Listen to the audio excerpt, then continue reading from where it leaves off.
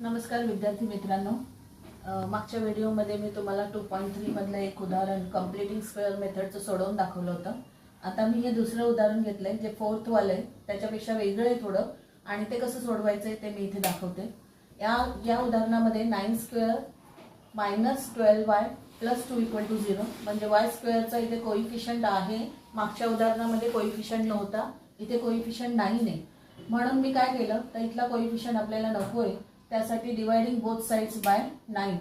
मग 9 ने याला डिवाइड केलं. 9y square upon 9 minus 12y upon 9 plus 2 upon 9 equal to 0.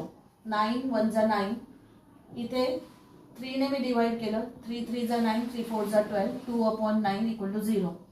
y square राहिलं काय आता तर y square minus 4y upon 3 plus 2 upon 9 equal to 0. आता इथे 2 प्लस 9 या बाजूला न्यायचं आहे, कारण की आपल्याला कंप्लीटिंग स्क्वेअर मेथड नाही, याची थर्ड टर्म शोधून काढायची आहे. त्यासाठी आपल्याला हा जो थर्ड टर्म होती या इक्वेशनची ती ह्या बाजूला घेऊन जायची आहे, जी मायनस 2 अपॉन 9 होणार आहे. थर्ड टर्म इक्वल टू आपला फॉर्म्युला आहे, third term equal to 1/2 into coefficient of y bracket square. मग 1/2 into coefficient of y is 4/3 and that is minus 4/3. So here minus 4/3 bracket square. 2 ने याला divide केलं. 2 2 जा 4.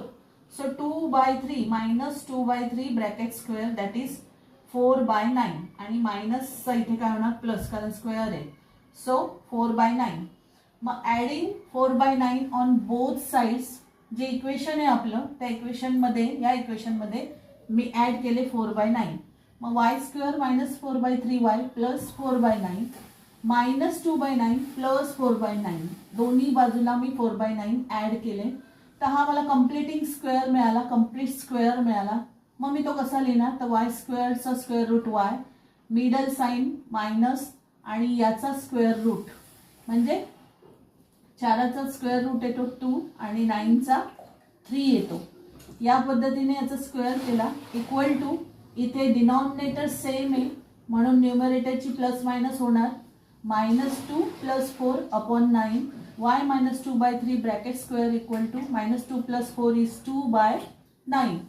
Taking square root केलं त्याचा square cancel झाला. y minus 2/3 equal to याचा square root केलं तर प्लस मायनस √2/3, कारण याचा स्क्वेअर रूट येत नाही म्हणून हा √2 झाला आणि 9चा स्क्वेअर रूट 3.